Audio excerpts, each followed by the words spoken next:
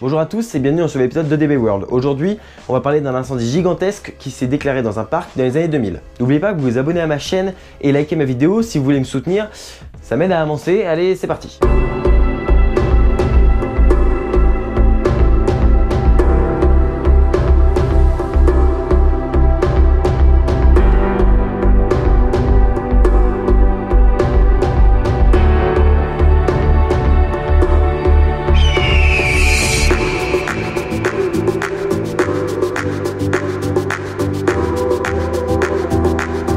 Il y a quelques temps, j'étais sur RCDB, sur la page de Phantasialand. J'ai remarqué que 2 coasters n'étaient plus présents sur le parc et j'ai voulu savoir pourquoi. J'ai vu ça.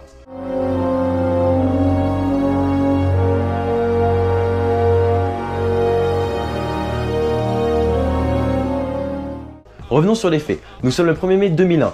Il fait beau, c'est un jour férié. Il y a entre 18 000 et 20 000 personnes sur le parc. Et du coup, c'est une bonne journée pour les visiteurs ainsi que pour le parc. C'est alors que vraisemblablement, un câble électrique provoque un court-circuit.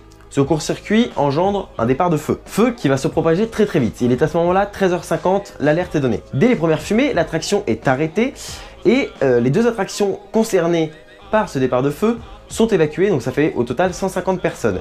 Cette évacuation se passe non sans mal parce que il y a la panique qui commence à prendre les gens et du coup certaines personnes vont se blesser en essayant de fuir.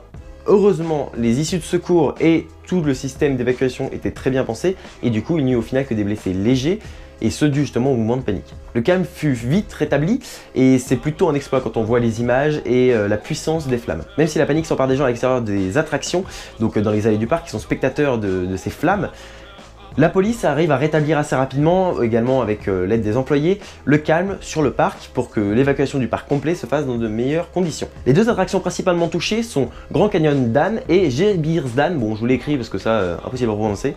Il faut noter que d'autres installations seront touchées par la suite, des installations un peu plus modestes ou juste des décors. Donc ce dernier, Gebirsdan, si c'est comme ça que ça se prononce, va subir de très lourds dégâts, celui qui va subir le plus gros nombre de dégâts d'ailleurs. C'était un coaster de près d'1 km de long, ouvert en 75, qui culminait à 28 mètres de haut, qui comptait 5 trains de 20 places chacun. Et même si c'était un vieux coaster, il avait une capacité de 1800 personnes par heure, et c'est quand même assez énorme, surtout en 75. Au final, il aura fallu 600 pompiers, 80 véhicules de secours et 2 heures pour venir à bout des flammes.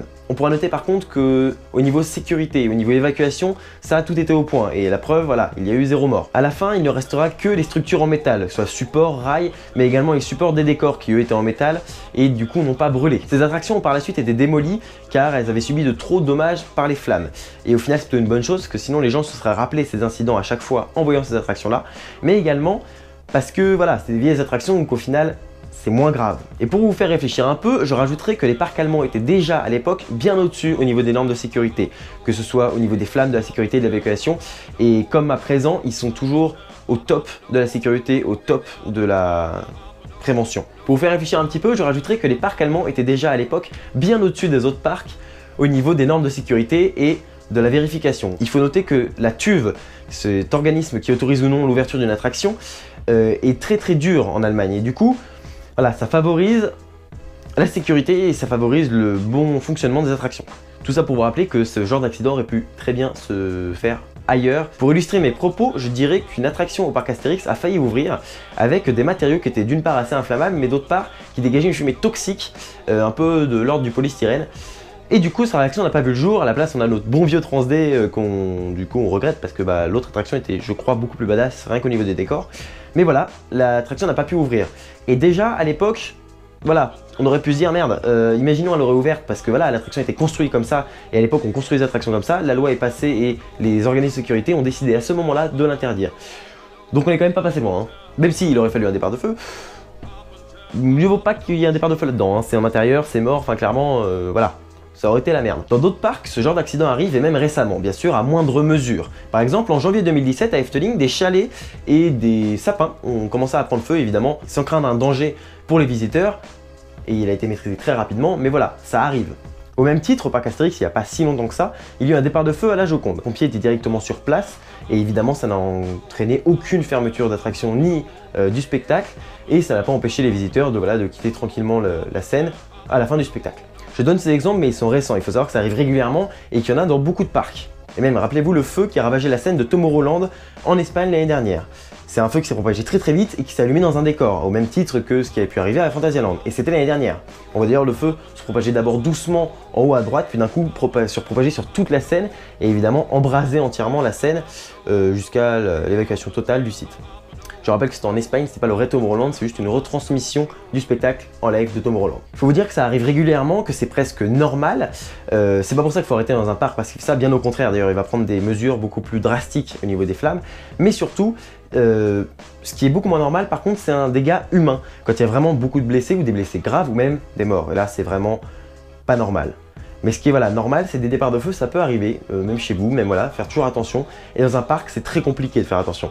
Même s'ils le font, le feu étant un élément trop imprévisible et le risque zéro n'existant pas, ça peut arriver n'importe où, chez vous, ça peut arriver dans un parc, ça peut arriver, Ce qu'il faut savoir, c'est que dans un parc maintenant, c'est très réglementé. Ils font des normes et également il y a des alarmes, des alarmes incendie évidemment, mais dans les attractions, dans les backstage, partout.